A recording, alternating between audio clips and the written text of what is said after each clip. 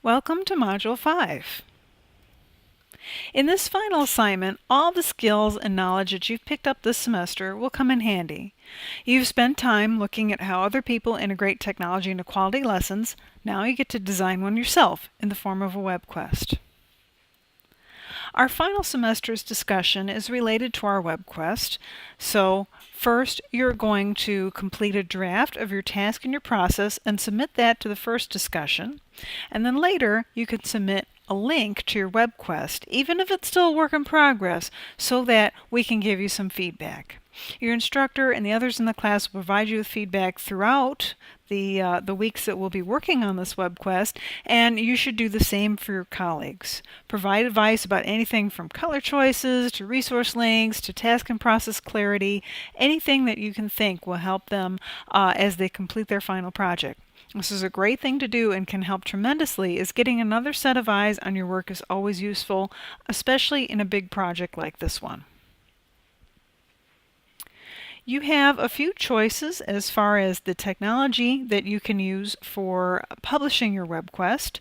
Quest Garden is an online application that lets you create web quests that have functioning navigation and a certain look and feel already built in. You don't have to do much to accomplish that. All you got to do is write. It only costs about $10 a year, but you don't have to pay for it. You can use the 30-day trial, and that'll get you through the period that we'll be working on the web quest.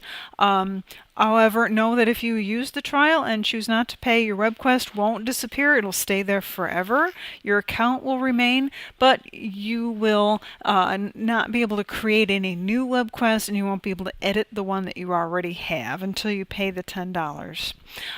It's a reliable service. It's pretty useful. It's well worth the asking price, so I do recommend that one. However, if you prefer, you can choose to use Zoonal.com, which is another web quest builder. It's designed to make web quests only specifically. It has a few less features than Quest Garden, but it's free. There's no restrictions. There's also Weebly, which is a site that allows you to create any type of website, including a web quest. It doesn't give you as many any advice or as many features specifically related to education like Quest Garden will, but you can set up your own navigation. You have full control over the way it looks. It's a little bit more modern. It has some, kind of fancy schmancy features. It's a very attractive site. So if you're looking for more of a modern look, then Weebly might be a good choice. Google Sites is another choice. It's a little bit somewhere in the middle. It's got a lot of the features that are built into any Google platform service. You can integrate Google Docs and YouTube videos and all kinds of things very easily. It's not quite as slick as Weebly as far as the way it looks, but it looks pretty good, and it might be worth checking out for you. Do remember that your web quest is a real quest.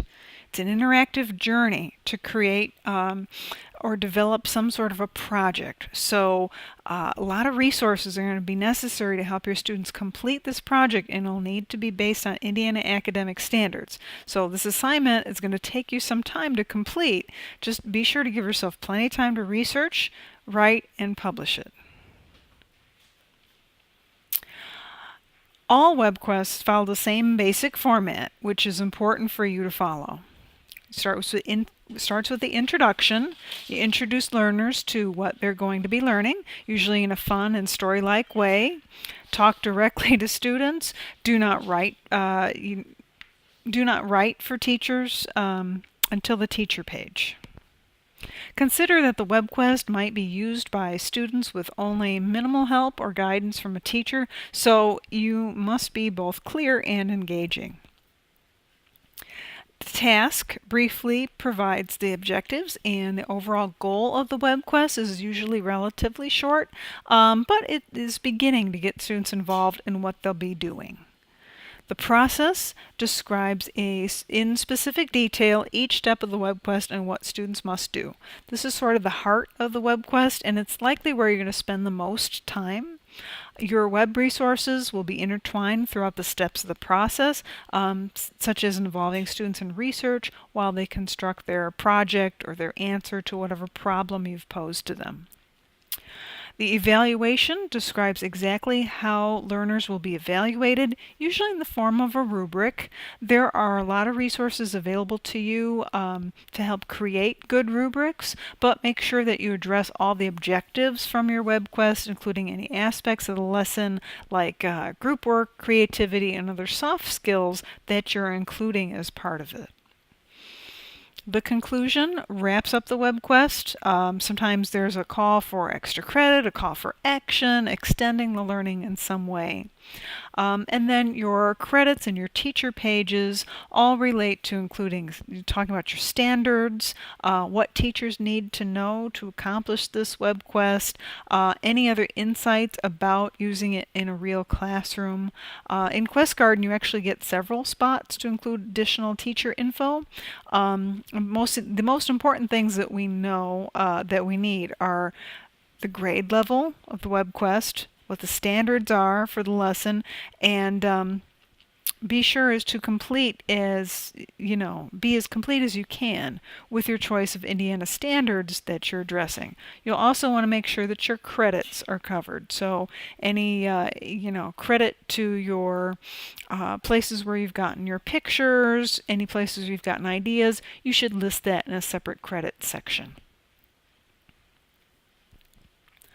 The number one thing that students sometimes miss with this project is that web quests, believe it or not, involve the web. It's not just a repository for static text for a lesson plan. So in any good web quest, the primary way that students get their information to construct their projects or come up with their solutions is by visiting websites that you designate for them. This way, they're not just searching all over and potentially not finding anything useful because their search skills are poor. Do some of this work for them and keep them off of Google, please, especially the young ones.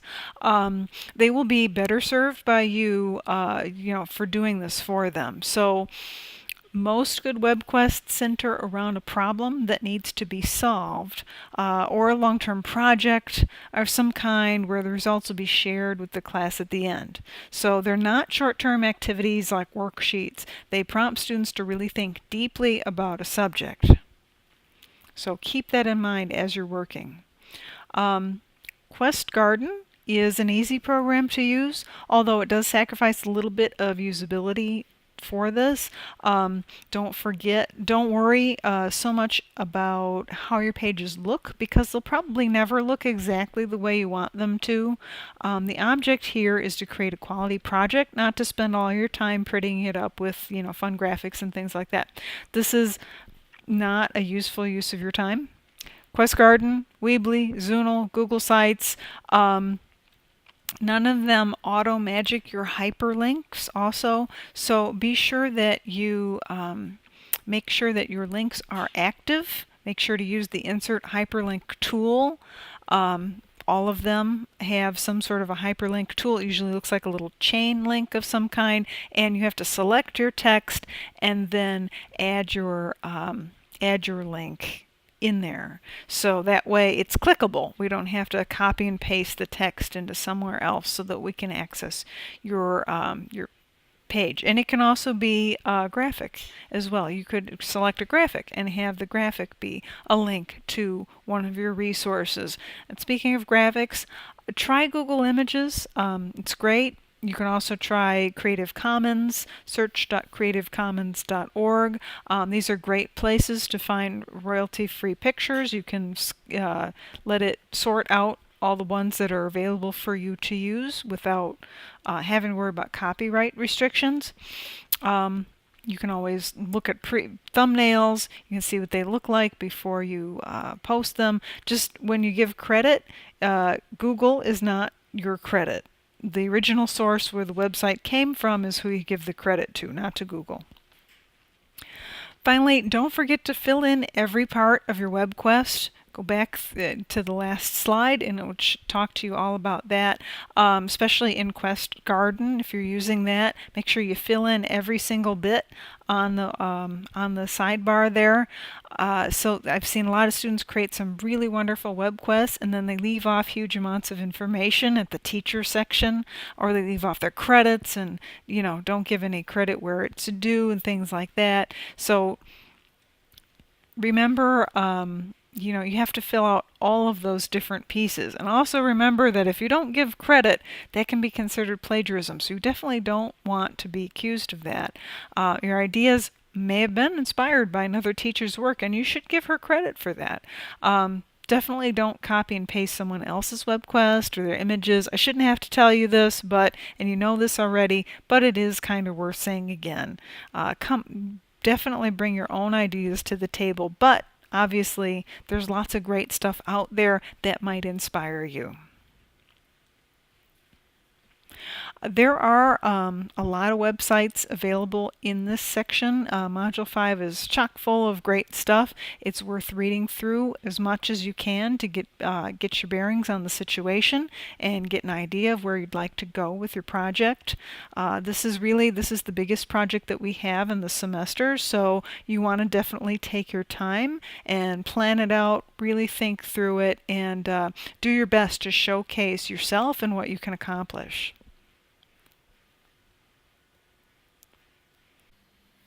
So here in Module 5, you will notice right away that there are the 2 discussions and the assignment. Note that the discussions, there are 2 phases for the peer review, so it's still all just peer review, but the first phase, we're just coming up with our ideas, our task, our process, as much as we can get out there, maybe standards, some other things to share so that we can get an idea of where you're going with your project and we can help you at that formative stage.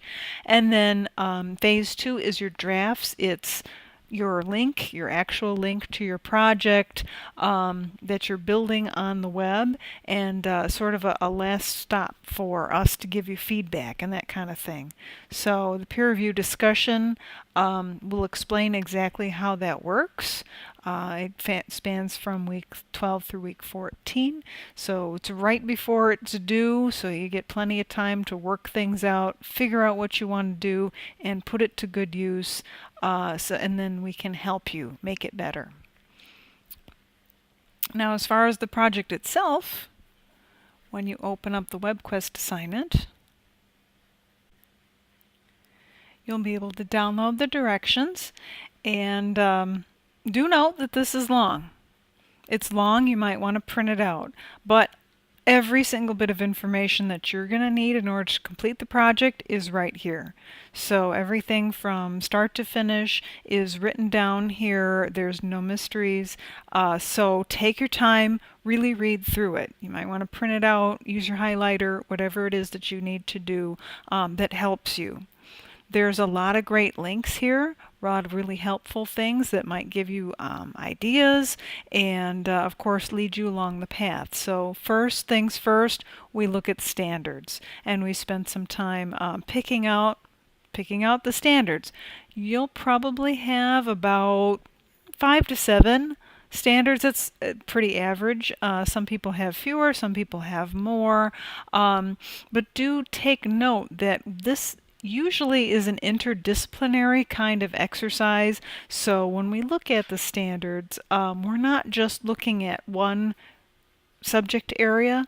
We're trying to look at how our project spans multiple subject areas. So for example, maybe I'm working on something, maybe I want to do something that involves literacy, because that's an area that's a favorite of mine. Okay, so I'll look in language arts, and let's say my target is the 4th grade.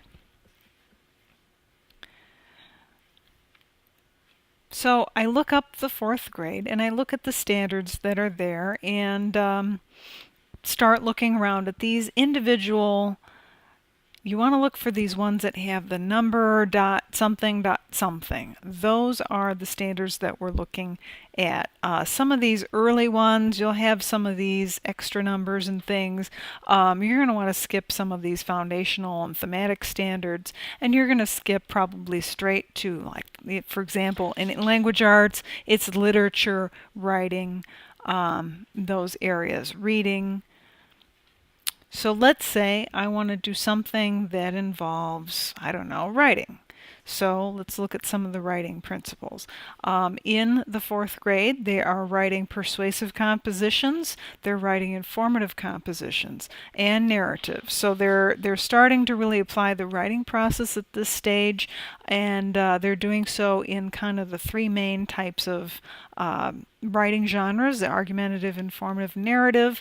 Let's say I'm interested in that. So I would like to do some persuasive compositions. So this 4W3 4.W.3.1, that might be one of my key standards, the persuasive compositions standard. And there may be some others in this that also kind of apply, like writing process or research process. But I know enough about fourth grade to know that in the social studies, the theme or the main point of the social studies in the fourth grade is all focused on Indiana.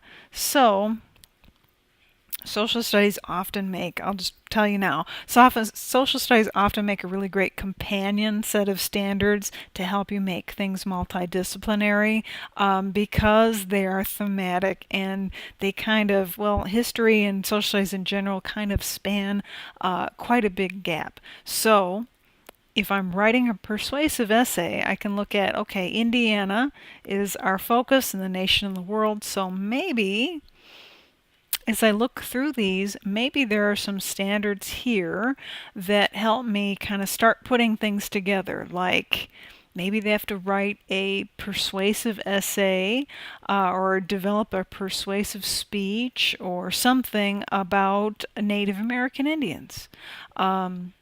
And anything having to do with them, because anything having to do with them specifically in Indiana. And then maybe there's a whole history piece of researching the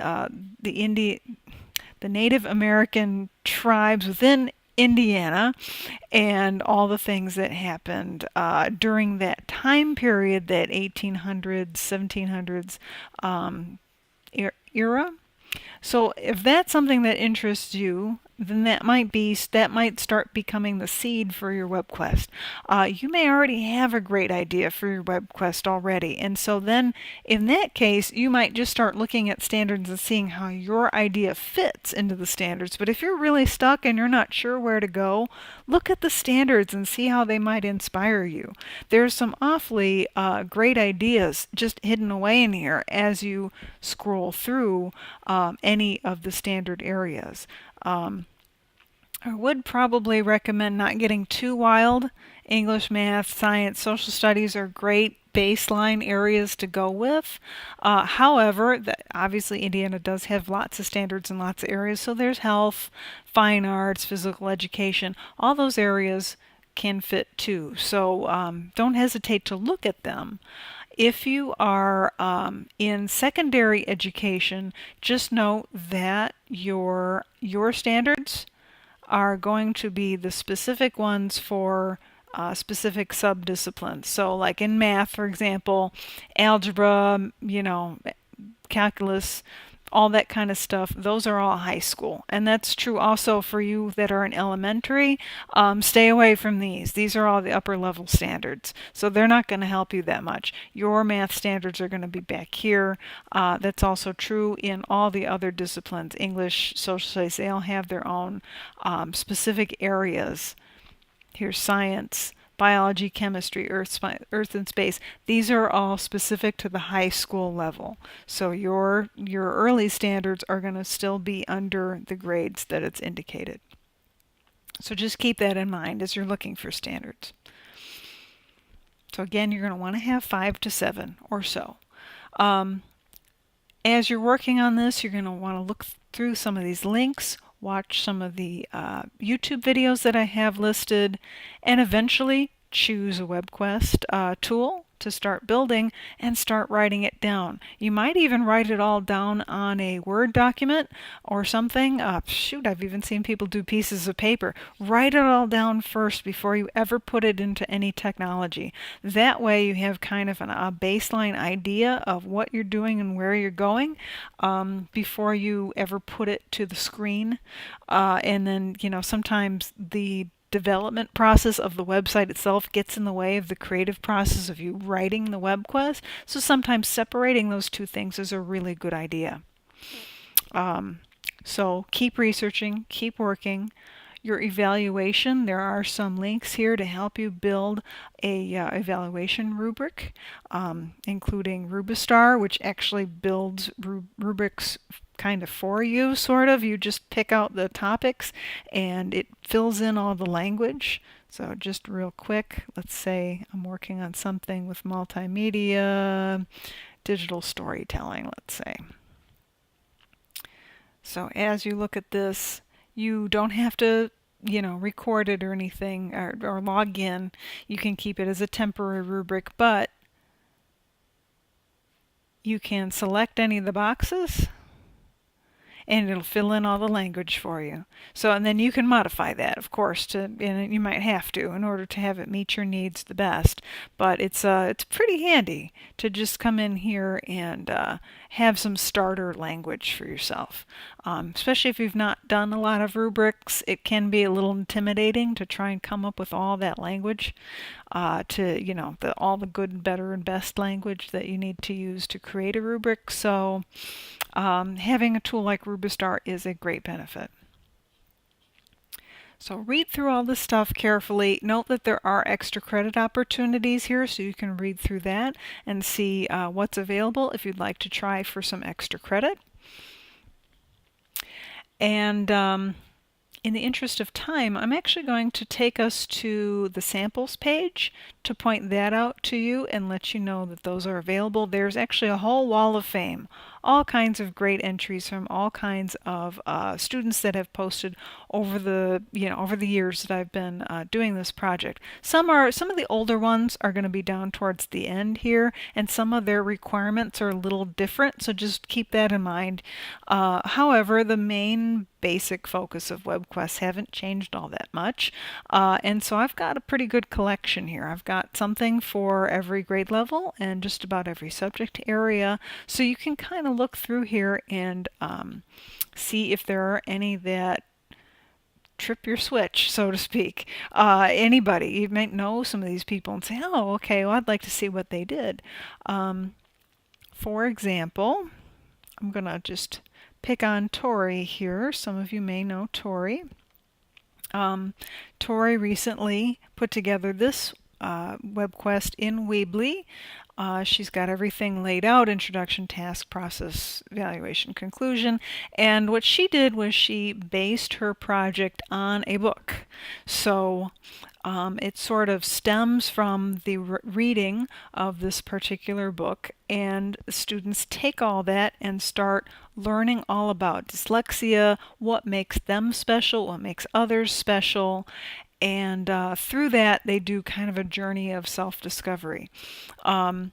So as we look at her task, she's got some of her main points are they're going to be learning about dyslexia and multiple intelligences. They're going to figure out strategies to help the character in the story overcome some of her difficulties. Then they're going to explore the 8 types of intelligence and how the two, dyslexia and multiple intelligences, are related. So they're really thinking at pretty high levels here, and that's what you really want to do, is you want to think at high levels, get students really exploring, not just finding facts and spitting them out, but really doing something with the information that they're finding. So as you go through this, you'll kind of see all of the different resources and steps that she has built into this. There's actually a lot going on. It's pretty cool. This is a pretty well done one. There's a lot going on, and a lot of individual student choice, which is also a great feature of many web quests, and a lot of different things for them to be doing as they build this understanding. So, and then you can see in her rubric, she's got a pretty detailed set of criteria to understand all the different parts of the web quest, and how students will be graded in each section and so forth. So you can kind of see how all that's put together, including a teacher page with all her standards listed. She even has ISTE standards listed, which isn't required, but it's certainly a great thing to have, and some other stuff for a teacher.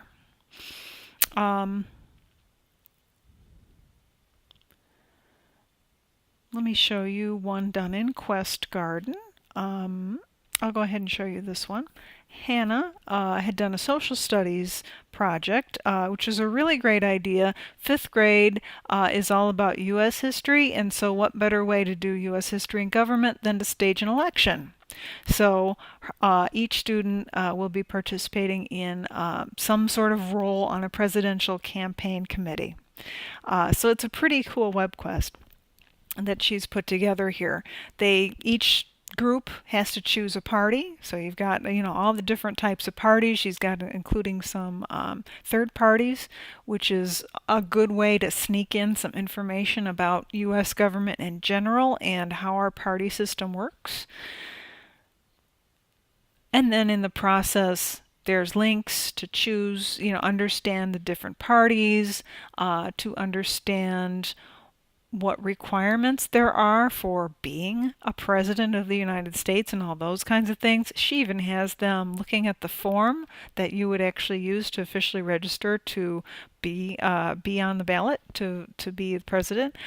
She's got everything here, and it's very well researched and very interesting, and I think it would be a lot of fun to do with students, and that's really the key. Think about something that's going to be really fun. This is not busy work. This is not a worksheet. This is something that's really exciting, that's going to take students time, but also engage them. So they're going to want to spend the time. They're going to get excited. In this one, they're going through the whole process of learning how to debate and campaign and do all this neat stuff, and they're actually going to have a vote at the end and vote for their class president. So it's a pretty cool idea to get students involved in something a little bigger than just everyday answering questions on a quiz about government. And so forth and so on. So you'll be able to see a lot of great examples here of all kinds of different ideas that sometimes often started as very simple little ideas that turned into something really cool. Jennifer is one that I often look at. Jennifer Bardusk here. She had started with a very simple idea. She wanted to do something about Native Americans, and then she was stuck, and she didn't know what to do after that. So we talked for a while, and she also had this standard there in the grade level she was looking at. Actually, I'll bring it up for you because it's a popular one at fourth grade. And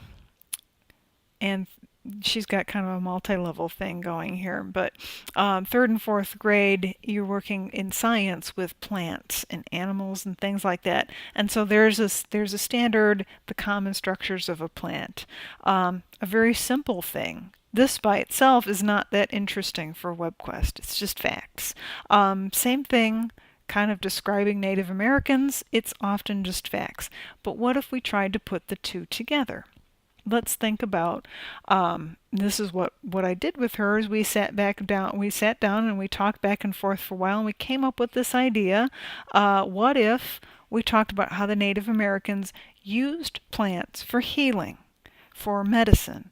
And then what if we take that a step farther and compare how the Native Americans used healing plants for medicine, and how do we do medicine today? So that's what this web research is all about. They're going to figure out what kinds of illnesses are out there, how could they be solved through plants, what kinds of plants were used, what do the plants look like, where do you find them, and then how does that relate to modern medicine? Is it better? Is it worse? Would this plant really cure some of these diseases better than surgery or something like that? So it's a really cool web quest with some really cool ideas, and it's just one of many that are on the Wall of Fame. So I really encourage you to look through the different examples for ideas, especially if you're stuck.